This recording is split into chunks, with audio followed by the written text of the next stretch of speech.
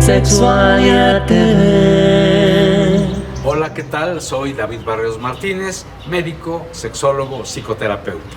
Hoy en la cápsula hablaremos sobre antídotos para el aburrimiento sexual. Acompáñame.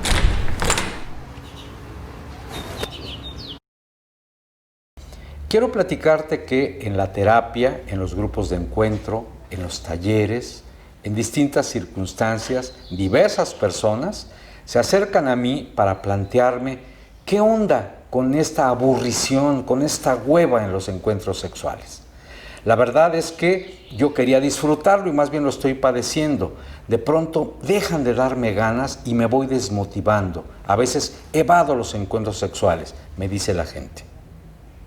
Esta queja tan común, tan frecuente, es realmente algo que es preocupante porque es sumamente frecuente. En ese sentido, es importante detenernos a reflexionar qué es lo que está pasando con la felicidad sexual de muchas personas, o para decirlo mejor, con la insatisfacción sexual de muchas parejas y de muchos individuos. Es muy común, por otro lado, que las personas piensen que no hay solución para algo que se está acrecentando con el paso del tiempo. Sucede que los primeros encuentros sexuales en los 2 o 3 primeros años de la relación conyugal, por ejemplo, son maravillosos, dicen las personas. Los encuentros sexuales son frecuentes y el goce erótico se presenta también con bastante frecuencia. Pero ¿qué pasa posteriormente? ¿Qué sucede después? Que se va tornando cada vez más denso, más cansino, más pesado. Hay una suerte, sí, de fiaca o aburrimiento sexual. Y por eso la reflexión, ¿qué vamos a hacer para impedir que eso se desarrolle y que dé al traste con una buena relación de pareja?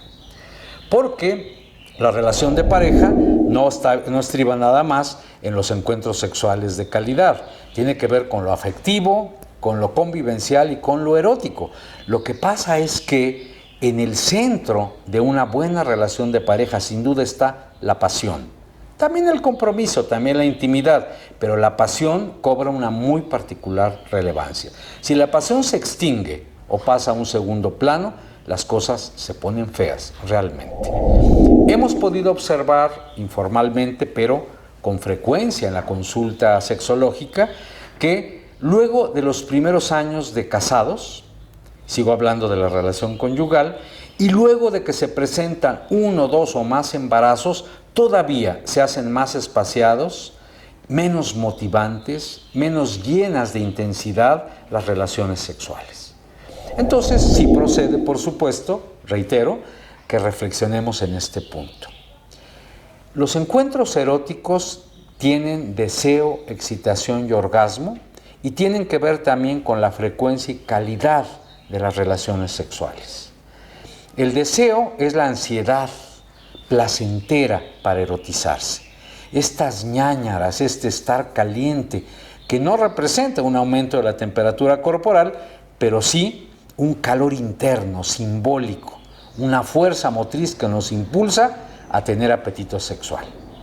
La excitación, en el caso de las mujeres, está representada por la lubricación vaginal. Decimos los médicos, es el signo cardinal. Y en los varones, por la erección del pene. Erección en los hombres y lubricación en las mujeres son entonces los signos fundamentales de la excitación. Solo que hay que aclarar que hay 2 clases de excitaciones. Una excitación central que se presenta en el cerebro y una excitación periférica que se presenta en los órganos pélvicos. En el centro, el cerebro. En la periferia, los órganos sexuales. Y finalmente, los orgasmos, la presencia o no de placer y de contracciones musculares. Hay personas que acceden al orgasmo, hay otras que no acceden, hay personas que les cuesta trabajo acceder al placer y a las contracciones musculares. Hay absolutamente de todo. Pero de lo que estamos platicando es cuando va feneciendo, cuando se va menoscabando y va cada vez perdiendo más calidad los encuentros sexuales por una parte y la propia relación de pareja en el sentido amplio del término. Entonces, ¿qué hacer? ¿Qué antídotos podemos esgrimir ¿Qué medidas podemos tomar para hacer más viva nuestra relación sexual, para fortalecer nuestra vida erótica y para impedir que nos estemos aburriendo cuando es algo que nos debe permitir gozarlo a plenitud? Hace algunos años, muchos diría yo, planteé una propuesta llamada erotismo integral que recogí en varios de mis libros y de mis artículos. Uno de ellos, uno de los planteamientos centrales es que habrá que vernos como seres sexuados de tiempo completo, como seres que buscan el placer, como el hedonismo en el centro de nuestra existencia. Pero no solamente a la hora del encuentro de los cuerpos, sino también en la cotidianidad. ¿A qué me refiero?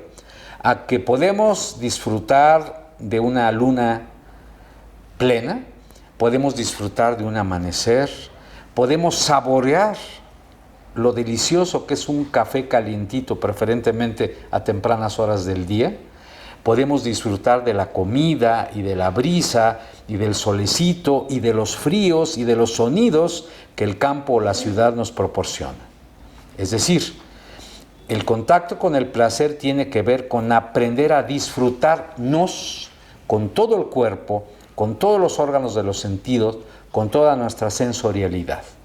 Si nosotros nos vivimos como seres que están en pos del placer y que a menudo lo alcanzamos, será un caminito mucho mejor construido para empezar a disfrutar, entonces sí, del encuentro con el propio cuerpo en el caso del autoerotismo, la masturbación, o con otro u otros cuerpos en el caso de las relaciones eróticas en pareja o en trío o en cuarteto o como dicen a los de Tulancingo con todo el estadio azteca en plenitud.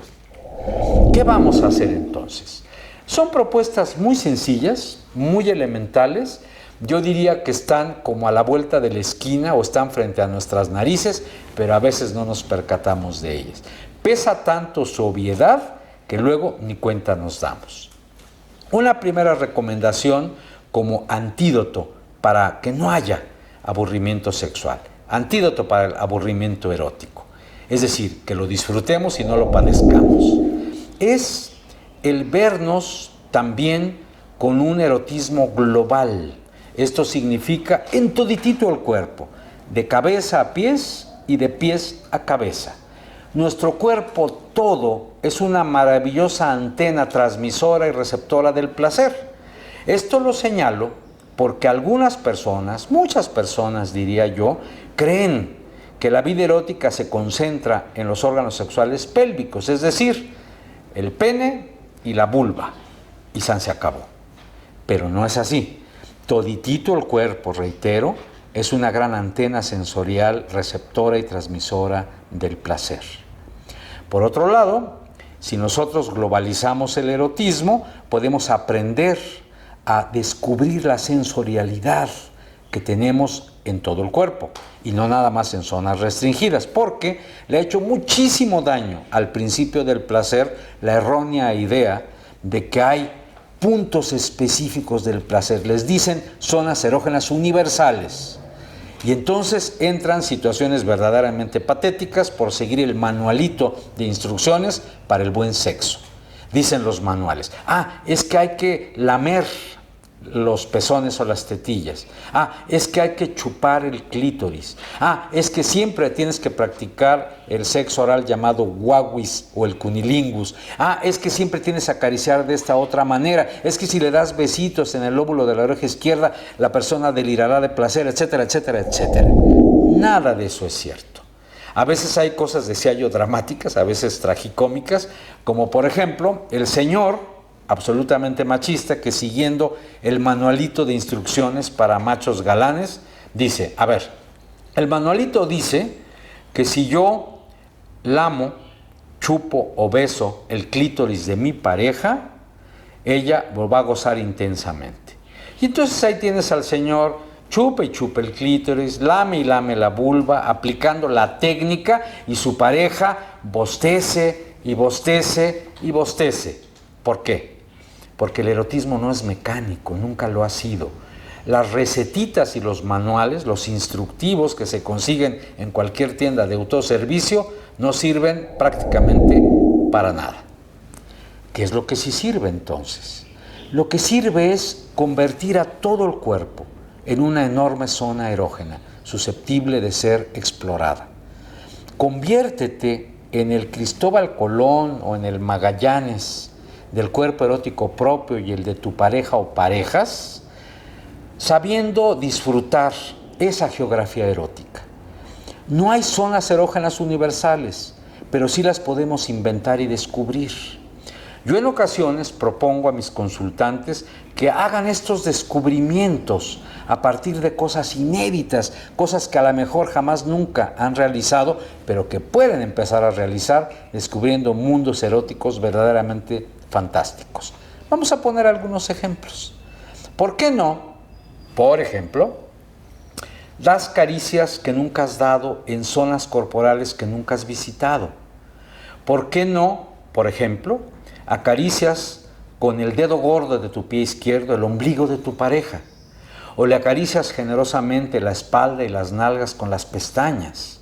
O ¿por qué no untas generosamente toditito el cuerpo de tu pareja con exquisita crema chantilly, preferentemente light para eso del sobrepeso? Y luego lames, degustas con la lengua, por supuesto, todo el cuerpo de tu pareja, de cabeza a pies y de pies a cabeza. Desde luego, siempre es muy importante que en esta exploración con la cremita, con la lengua, etcétera, etcétera, nada más te concretes a ese acto. No le vayas a agregar queso y cebolla, por favor, sino simplemente la crema chantilly y las lamidas muy generosas en toditito el cuerpo.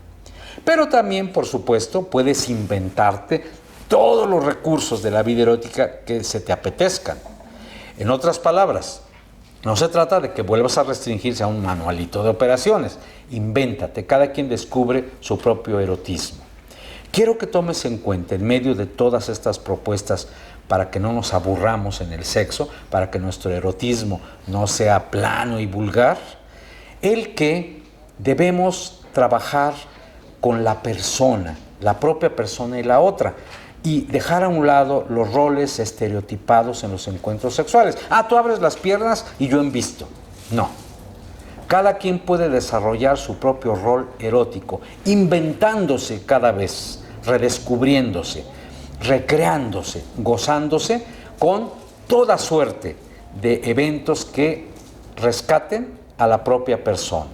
No un hombre con el pene, no una mujer con la vulva, sino un hombre, una mujer, independientemente de su orientación erótico-afectiva, con historia, con idea, con sensaciones, con sentimientos. Así es como nos vinculamos las personas en la vida real, lejos de los estereotipos de las películas porno, llamadas 3X. La vida real es fascinante. Lo que pasa es que a veces no la descubrimos. La vida real en el erotismo es todavía más fascinante y nos puede llevar a lograr y construir permanentemente una vida erótica plena, satisfactoria, nada de aburrimiento, por el contrario, de solaz, de bienestar, de salud sexual, de salud emocional y para quienes creen en ello, de salud espiritual. Me da la impresión que si recuperamos el ser erótico que habita en todas y todos nosotros, vamos a disfrutar la vida, a preservar mejores relaciones de pareja, a construir vínculos afectivos ricos en su contenido y en su desarrollo y, por qué no decirlo, a construir cotidianamente la felicidad a la que tenemos pleno derecho. Estas recomendaciones, estas propuestas no son teóricas. Por favor, llévalas al cabo. Y luego, aquí en Sexualia, nos platicas. Muchas gracias por tu atención.